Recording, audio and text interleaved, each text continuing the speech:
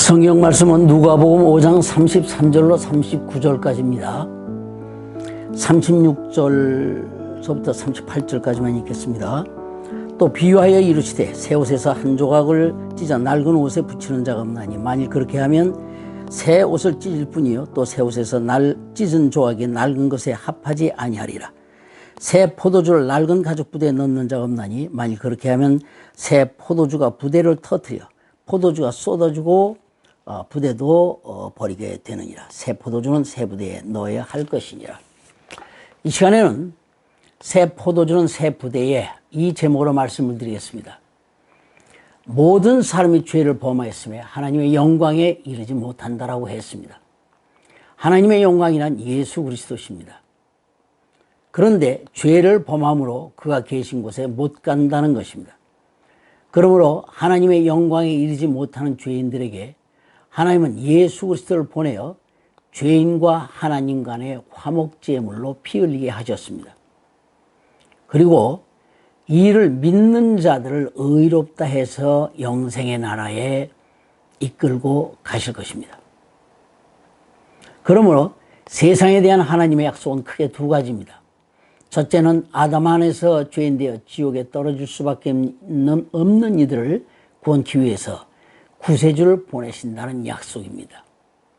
처음에는 여인의 후손이 내 머리를 상하게 할 것이라고 마귀에게 일방적으로 선포하셨고 이후에는 아브라함에게 언약하셨습니다. 둘째는 예수 안에서 구원된 이들을 천국으로 데려가신다는 약속입니다. 때문에 초림하시는 예수님의 만날 대상은 당연히 죄인들입니다. 그래서 이스라엘에게 율법을 주신 것은 율법에 비추어서 내 자신이 죄인임을 알고 오실 구세주를 기다리라는 것입니다. 그런데 유대인들은 자기들은 선민이요 율법이 말하는 선한 행위를 했기에 자신들은 의롭다라고 합니다. 그러나 율법의 행위로 의로워질 수 있다면 하나님의 독생자를 보내 구태여 피 흘리게 하실 이유가 있었을까요? 이런 율법을 내신 하나님의 참뜻을 곡해했기에 서기관 바리새인들이 자기들처럼 행위를 하지 않는 이들을 정죄하는 우를 범하고 있었던 것입니다. 즉 예수께서 세리 마태의 집에 들어가 함께 먹고 마심을 본 바리새인들이 왜 죄인과 함께 먹고 마시느냐 하면서 비방합니다. 이에 예수님은 건강한 자에게는 의원이 쓸데없고 병든 자에게라야 쓸데있나니 내가 의인을 부르러 온 것이 아니라 죄인을 불러 회개시키러 왔노라 하셨습니다. 그러니까 이번에는 또 비방하기를 요한의 제자와 바리새인은 자주 금식하며 기도하는데 당신의 제자들은 왜 금식도 하지 않고 먹고 마시느냐라고 또 합니다. 금식을 하는 이유가 무엇입니까? 금식은 죽게 된 죄인들이 애타게 구세주를 기다리며 하는 것입니다. 죄는 모두 죽을 수밖에 없기에 소상집과 같습니다. 그렇다면 죄인이 신랑으로 오신 구세주를 만난 후에는 어떻게 해야 합니까? 당연히 그 음식을 멈추고 눈물을 씻고 잔치 벌려야 합니다. 그런데 그들은 오신 그리스도를 눈앞에 보고도 모릅니다. 그러나 마태는 잔치를 벌였습니다. 자신이 죄인임을 알아 하늘을 우러러 보지도 못하던 마태는 예수를 알고 자신의 새로운 인생과 주님을 환영하는 잔치를 벌였는데 반면 자칭 하나님의 뜻대로 최고의 행위를 한다는 바리새인은 눈뜬 장님입니다. 이들은 금식의 본뜻은 알지도 못한 채 일에 2번씩 금식하는 것으로 의인이 된 척하고 있는 것입니다. 그래서 그들은 기도하기를 나는 세리와 같지 않음을 감사하나이다. 난 일에 2번씩 금식하고 또 소득의 11조를 드리나이다 라고 하는 것입니다. 따라서 그들의 눈에는 금식 안 하는 사람들은 다 죄인입니다. 이미 세례 요한이 이분이 하나님의 어린 양이라고 증거한 바가 있고 예수님도 여러 표적을 통해 자신이 아브라함에게 언약하신 메시아임을 나타내신 바 있습니다. 곧 귀신을 쫓아내며 각색 병든 자를 고치시는 것은 이사야로 예언된 것이 곧 우리 연약함을 담당하시고 병을 짊어지셨도다 함을 이루는 것입니다. 중풍병자에게 내 죄 사함 받아서 일어나라 걸어가라 하심은 예수님은 죄 사하시는 분이라는 메시지입니다. 그들도 죄 사하는 이는 하나님 한 분밖에 없다고 말했습니다. 그러므로 중풍병자가 걸어가는 것을 보고 깨달았어야 했습니다.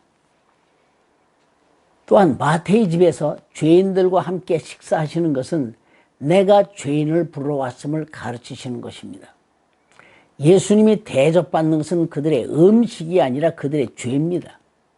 그래서 예수님은 내게는 너희가 알지 못하는 먹을 양식이 있노라 하신 것입니다. 우리가 무엇으로 예수를 대접하겠습니까? 우리에게 있는 죄를 회개하며 드리는 것이 최고의 대접입니다. 예수는 우리의 신랑이십니다. 그런데 혼인집 손님들이 신랑과 함께 있을 때 슬퍼하며 금식하는 것이 맞습니까? 그래서 예수님은 이르시되 이후 신랑 빼앗기면 그때 금식하고 울어라 하신 것입니다.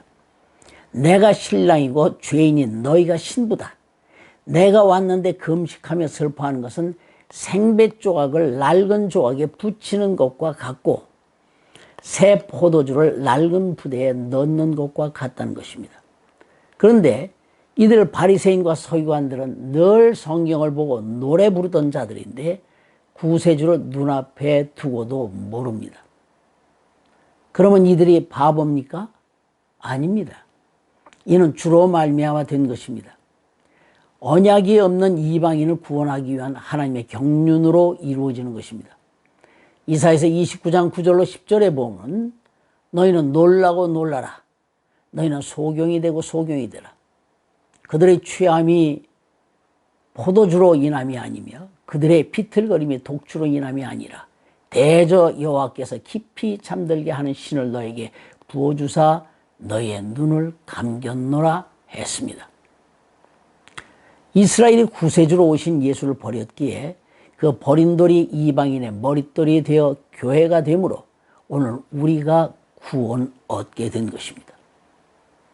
그러나 하나님이 저들을 다시 불러 신부 삼을 날이 옵니다. 이사야서 54장 7절에 내가 잠시 너를 버렸으나 큰 긍휼로 너를 모을 것이요 함이 그것입니다.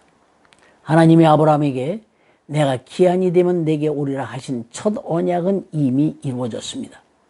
그러므로 이제는 양 잡고 금식하며 죄 사실 주님을 기다리는 것이 아닙니다. 이제는 내가 다시 오리라는 새 언약 아래서 재림하실 주님을 기다리는 것입니다. 첫 언약 안에서 제사 드리는 행위가 묵은 포도주여 헌 부대입니다.